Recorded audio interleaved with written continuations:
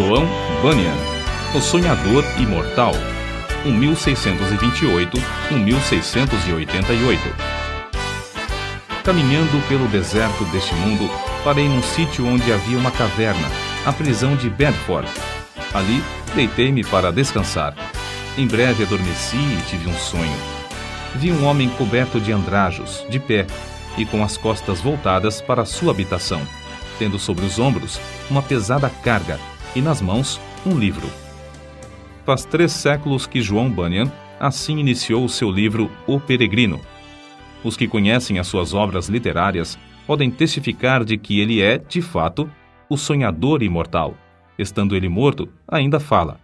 Contudo, enquanto miríades de crentes conhecem o Peregrino, poucos conhecem a história da vida de oração desse valente pregador. Bunyan, na sua obra Graça Abundante ao Principal dos Pecadores, nos informa que seus pais, apesar de viverem em extrema pobreza, conseguiram ensiná-lo a ler e escrever. Ele mesmo intitulou-se o Principal dos Pecadores. Outros atestam que, mesmo em sua impiedade, jamais foi beberrão ou imoral. Contudo, casou-se com uma moça de família, cujos membros eram crentes fervorosos. Bunyan era funileiro e, como acontecia com todos os funileiros, era paupérrimo. Ele não possuía nenhum prato nem uma colher, apenas 2 livros: O Caminho do Homem Simples para os Céus e A Prática da Piedade, obras que seu pai, ao falecer, lhe deixara. Apesar de Bunyan achar algumas coisas que lhe interessavam nesses 2 livros, somente nos cultos é que se sentiu convicto de estar no caminho para o inferno. Descobre-se nos seguintes trechos, transcritos de Graça Abundante ao Principal dos Pecadores, como ele lutava em oração no tempo da sua conversão.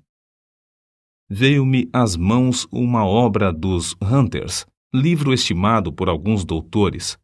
Não sabendo julgar os méritos dessas doutrinas, dediquei-me a orar desta maneira: Ó Senhor, não sei julgar entre o erro e a verdade.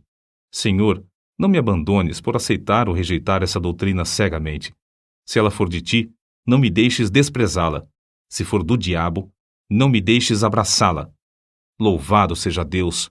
Ele que me dirigiu a clamar, desconfiando da minha própria sabedoria, ele mesmo me guarda do erro dos Hunters.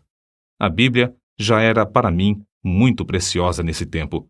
Enquanto me sentia condenado às penas eternas, admirei-me de como o próximo se esforçava para ganhar bens terrestres, como se esperasse viver aqui eternamente. Se eu pudesse ter a certeza da salvação da minha alma, como me sentiria rico, mesmo que não tivesse mais para comer a não ser feijão. Busquei ao Senhor orando e chorando, e do fundo da alma clamei: Ó Senhor, mostra-me, eu te rogo, que me amas com amor eterno. Logo que clamei, voltaram para mim as palavras, como um eco: Eu te amo com amor eterno. Deitei-me para dormir em paz, e ao acordar, no dia seguinte, a mesma paz permanecia na minha alma. O Senhor me assegurou: Amei-te enquanto vivias no pecado. Amei-te antes, amo-te depois, e amar-te-ei por todo sempre. Certa manhã, enquanto tremia na oração, porque pensava que não houvesse palavra de Deus para me sossegar, ele me deu esta frase: A minha graça te basta. O meu entendimento foi tão iluminado como se o Senhor Jesus olhasse dos céus para mim, pelo telhado da casa, e me dirigisse essas palavras. Voltei para casa chorando, transbordando de gozo e humilhado até o pó. Contudo, certo dia, enquanto andava no campo, a consciência inquieta, de repente essas palavras entraram na minha alma: Tua justiça está nos céus. E parecia que, com os olhos da alma, via Jesus Cristo à destra de Deus, permanecendo ali como minha justiça. Vi, além disso, que não é o meu bom coração que torna a minha justiça melhor, nem que a prejudica, porque a minha justiça é o próprio Cristo, o mesmo ontem, hoje e para sempre. As cadeias, então, caíram-me das pernas. Fiquei livre das angústias.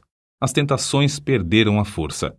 O horror da severidade de Deus não mais me perturbava, e voltei para casa regozijando-me na graça e no amor de Deus. Não achei na Bíblia a frase: Tua justiça está nos céus, mas achei o qual para nós foi feito por Deus sabedoria e justiça, e santificação e redenção. 1 Coríntios, capítulo 1, versículo 30. E vi que a outra frase era verdade. Enquanto eu assim meditava, o seguinte trecho das Escrituras penetrou no meu espírito com poder.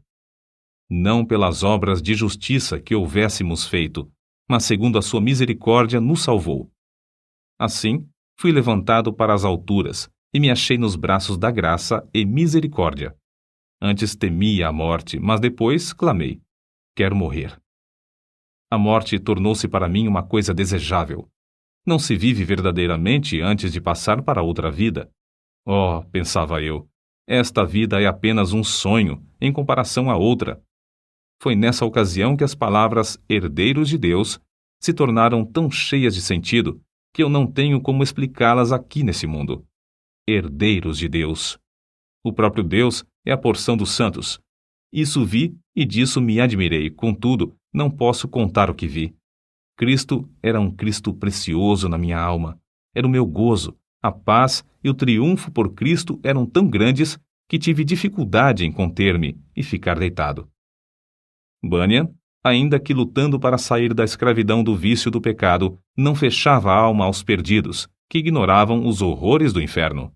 Acerca disto, ele escreveu: percebi pelas Escrituras que o Espírito Santo não quer que os homens enterrem os seus talentos e dons, mas antes que despertem esses dons. Dou graças a Deus por me haver concedido uma medida de entranhas e compaixão pela alma do próximo, e me enviou a esforçar-me grandemente para falar uma palavra que Deus pudesse usar para apoderar-se da consciência e despertá-la. Nisso, o bom Senhor respondeu ao apelo de seu servo, e o povo começou a mostrar-se comovido e angustiado de espírito ao perceber o horror do seu pecado e a necessidade de aceitar a Jesus Cristo. De coração, clamei a Deus com grande insistência que ele tornasse a palavra eficaz para a salvação da alma. De fato, disse repetidamente ao Senhor que, se o meu enforcamento perante os olhos dos ouvintes servisse para despertá-los e confirmá-los na verdade, eu aceitaria alegremente. O maior anelo em cumprir meu ministério era o de entrar nos lugares mais escuros do país.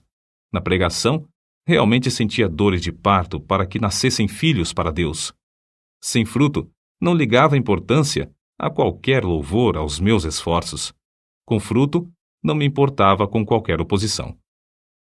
Os obstáculos que Bunyan tinha de encarar eram muitos e variados. Satanás, vendo-se grandemente prejudicado pela obra desse servo de Deus, começou a levantar barreiras de todas as formas. Bunyan resistia fielmente a todas as tentações de vangloriar-se sobre o fruto de seu ministério e cair na condenação do diabo. Quando, certa vez, um dos ouvintes lhe disse que pregara um bom sermão, ele respondeu: não precisa dizer-me isso. O diabo já cochichou a mesma coisa no meu ouvido antes de sair da tribuna. Então, o inimigo das almas suscitou calúnias e boatos em todo o país, a fim de induzi-lo a abandonar seu ministério. Chamavam-no de feiticeiro, jesuíta, cangaceiro, e afirmavam que vivia amancebado, que tinha 2 esposas e que os seus filhos eram ilegítimos. Quando o maligno falhou em todos esses planos de desviar Bunyan do seu ministério glorioso, seus opositores denunciaram-no por não observar os regulamentos dos cultos da igreja oficial. As autoridades civis o sentenciaram à prisão perpétua, recusando terminantemente a revogação da sentença, apesar de todos os esforços de seus amigos e dos rogos de sua esposa. Tinha de ficar preso até se comprometer a não mais pregar. Acerca de sua prisão, ele diz: nunca tinha sentido a presença de Deus ao meu lado em todas as ocasiões como depois de ser encerrado, fortalecendo-me tão ternamente com esta ou aquela escritura, até me fazer desejar, se fosse lícito, maiores provações para receber maiores consolações. Antes de ser preso, eu previ o que aconteceria, e 2 coisas ardiam no coração acerca de como poderia encarar a morte, se chegasse a tal ponto. Fui dirigido a orar pedindo a Deus que me fortalecesse com toda a força, segundo o poder da sua glória, em toda a fortaleza e longanimidade, dando com alegria graças ao Pai. Quase nunca orei durante o ano que precedeu minha prisão, sem que essa escritura me entrasse na mente, e eu compreendesse que, para sofrer com toda a paciência, devia ter toda a fortaleza, especialmente para sofrer com alegria. A segunda consideração foi na passagem que diz: Mas nós temos tido dentro de nós mesmos a sentença de morte para que não confiássemos em nós mesmos, porém em Deus que ressuscita os mortos. Cheguei a ver por essa escritura que, se eu chegasse ao ponto de sofrer como devia, primeiramente tinha de sentenciar à morte todas as coisas que pertencem à nossa vida, considerando-me a mim mesmo, minha esposa, meus filhos, a saúde, os prazeres, tudo, enfim, como mortos para comigo e eu morto para com eles. Resolvi, como Paulo disse, não olhar para as coisas que se veem, mas sim para as que se não veem, porque as coisas que se veem são temporais, mas as coisas que se não veem são eternas. E compreendi que, se eu fosse prevenido apenas de ser preso, poderia, de improviso, ser chamado também para ser açoitado ou amarrado ao pelourinho. Ainda que esperasse apenas esses castigos, não suportaria o castigo de desterro. Mas a melhor maneira para passar os sofrimentos seria confiar em Deus, quanto ao mundo vindouro.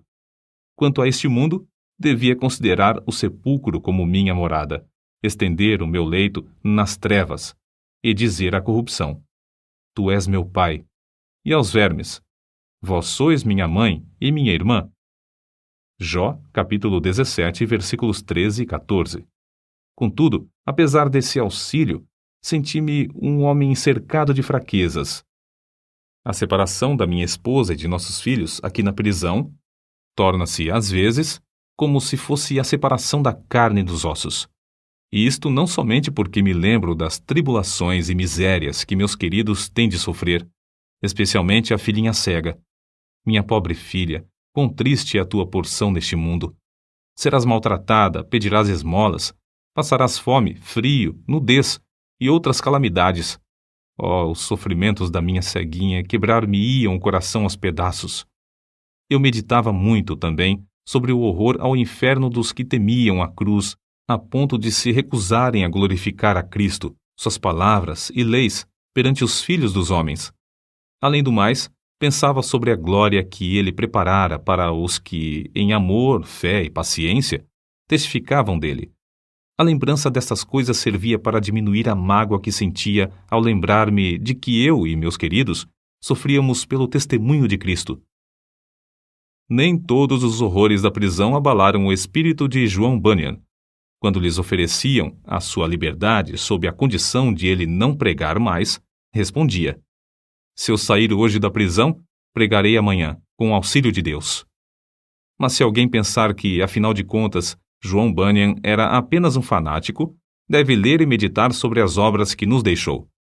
Graça abundante ao principal dos pecadores, chamado ao ministério, o peregrino, a peregrina, a conduta do crente, a glória do templo, o pecador de Jerusalém é salvo, as guerras da famosa cidade de alma humana, a vida e a morte de homem mau, o sermão do monte, a figueira infrutífera, discursos sobre oração, o viajante celestial, gemidos de uma alma no inferno, a justificação é imputada, entre outros.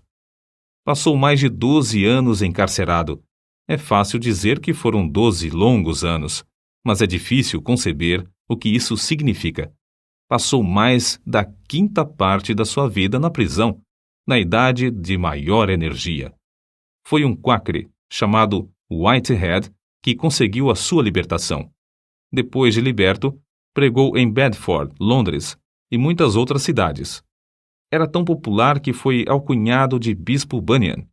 Continuou seu ministério fielmente até a idade de 60 anos, quando foi atacado de febre e faleceu. O seu túmulo é visitado por dezenas de milhares de pessoas.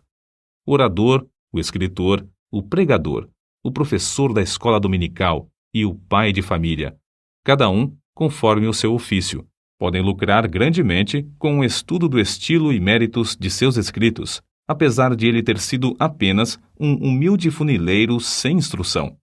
Mas como se pode explicar o maravilhoso sucesso de Bunyan?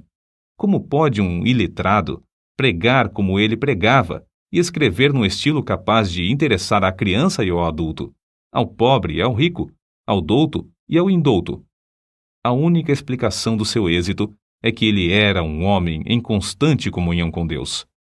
Apesar de seu corpo estar preso no cárcere, a sua alma estava liberta, porque foi ali, numa cela, que John Bunyan teve as visões descritas nos seus livros. Visões muito mais reais do que os seus perseguidores e as paredes que o cercavam. Depois de desaparecerem os perseguidores da terra e as paredes virarem pó, o que Bunyan escreveu continua a iluminar e alegrar todas as terras e gerações. O que vamos citar mostra como Bunyan lutava com Deus em oração. Há na oração o ato de desvelar a própria pessoa, de abrir o coração perante Deus, de derramar afetuosamente a alma em pedidos, suspiros e gemidos.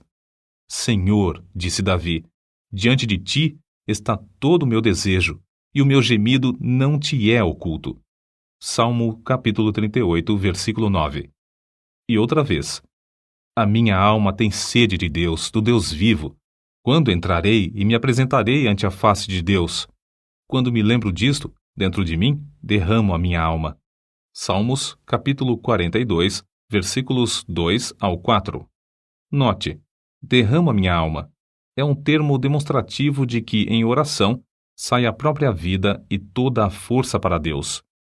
Em outra ocasião, escreveu: as melhores orações consistem, às vezes, mais em gemidos do que em palavras, e estas palavras não são mais que a mera representação do coração, vida e espírito de tais orações. Como ele insistia e importunava em oração a Deus, fica claro no trecho seguinte. Eu te digo, continua a bater, chorar, gemer e prantear. Se ele se não levantar para te dar porque és teu amigo, ao menos por causa da tua importunação, levantar-se-á para dar-te tudo o que precisares. Sem contestação, o grande fenômeno da vida de John Bunyan consistia no seu conhecimento íntimo das Escrituras, as quais amava, e na perseverança em oração ao Deus que adorava. Se alguém duvidar de que Bunyan seguia a vontade de Deus nos 12 longos anos que passou na prisão de Bedford, deve lembrar-se de que esse servo de Cristo, ao escrever O Peregrino, atrás das grades, pregou um sermão que já dura quase 3 séculos e que hoje é lido em 140 línguas. É o livro de maior circulação depois da Bíblia. Sem tal dedicação, não seria possível conseguir o incalculável fruto eterno desse sermão pregado por um funileiro cheio da graça de Deus. Nota: Quakre forma aportuguesada de Quakers, como eram mais conhecidos os membros da Sociedade dos Amigos, nome de uma comunidade de cristãos protestantes surgida no século XVII. No início, eram seguidores de um pregador leigo, o inglês George Fox, que, em 1647, começou a pregar a doutrina de Cristo dentro. Todas as pessoas podem sentir a palavra de Deus em suas almas, caso se esforcem para ouvi-la. Interpretavam literalmente as palavras de Jesus Cristo nas Escrituras.